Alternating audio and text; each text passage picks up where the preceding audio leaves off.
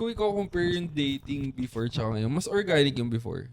Kasi ngayon, Kasi maraming online. Tama online na lang May na lang siya, background easy, checking na agad kayo.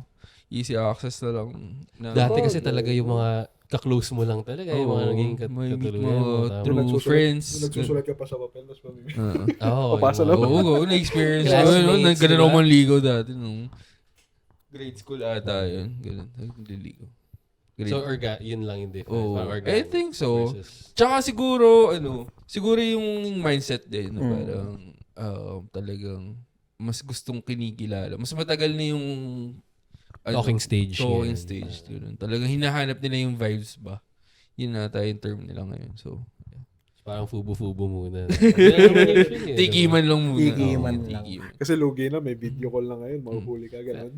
Actually, medyo controversial to. Pero ako, yung sa sex before marriage, diba? Parang old school na masyado yun. Kasi parang, or kahit yung, yung live-in.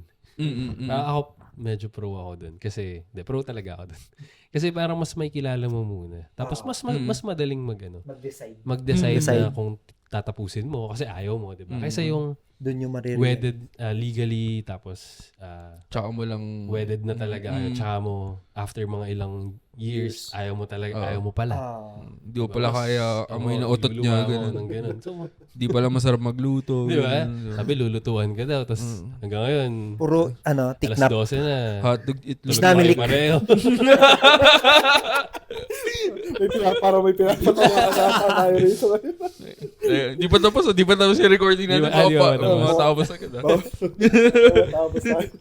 Ayun, para sa akin, mas okay na pangit siguro pakinggan sa ngayon kasi bago. Pero trial stage talaga.